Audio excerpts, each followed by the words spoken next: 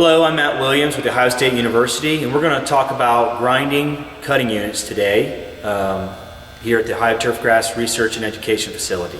Regardless if you're on a mower maintenance program that includes backlapping or doesn't include backlapping, eventually you're going to have to grind your cutting units. So on a backlapping program, you're going to have to grind much less frequently than if you're on a non-backlapping program, but we wanted to give you a brief introduction to the process. So there's two components to to grinding that need to be taken care of, which takes two different machines. So one of them is the reel grinding machine. This unit will take care of any imperfections in the cylinder or the reel. And then the second machine over here is the bed knife grinding machine, which will grind this bed knife. Both of these components work together so that you can cut, so you get a good quality cut on your turf grass.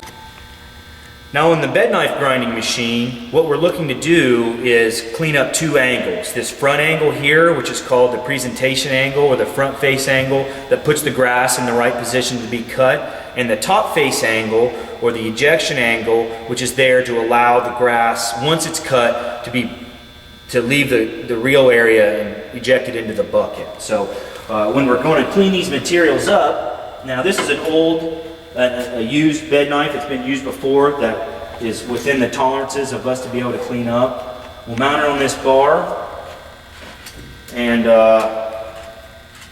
there's two positions. This front position allows this stone to traverse back and forth and put the proper front face angle. On the bed knife, and once that is in an acceptable spot, then the machine can roll up. With gauges over on the side, we can monitor these angles, and once it's in this position, then we can grind the top angle or the ejection angle to where it's supposed to be. So once that's complete, what that does then not only is making those two angles, but once those two angles are there, there's a nice clean point, a sharp point, so it allows for the grass to be cut. Now once this machine is complete, then we can focus on cleaning up the imperfections on the reel or the cutting unit. So same thing, there's a cylinder here that has multiple blades depending on the height of cut, anywhere from 5 blades up to 14. This is for a greens mower right here that has 11 blades on it, and basically each one of these little blades gets dull, and we need to use this machine to grind it back to sharp again. The machine set on a walking greens mower, you can just pull it in and set it here. There's a couple mounting brackets that keeps it from bouncing around while it's grinding. There's a stone underneath that spins backwards, and then there's a cable here or a drive bar that spins the reel.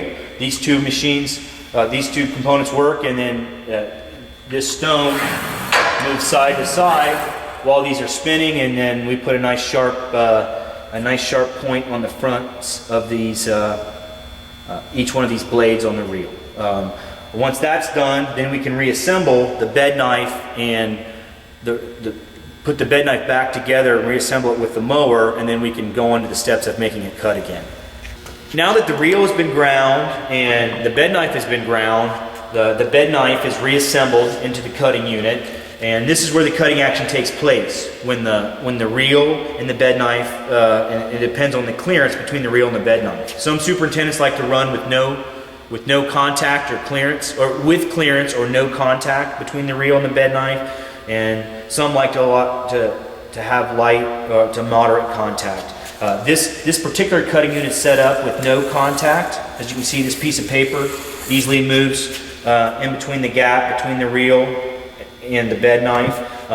Yet it's still in this position. We'll cut this cutting strip that emulates a piece of turf. So once it's in there, the technician, what they need to do is they'll use either a cutting strip or a feeler gauge to get an idea to make sure that the clearance is equal. So we want to make sure that not only is it, if there's no contact on the right side, that there's no contact on the left side, or vice versa. If you're running light contact, you want to have a similar amount of contact that runs all the way across the reel so that we have even wear of the bed knife and of the reel.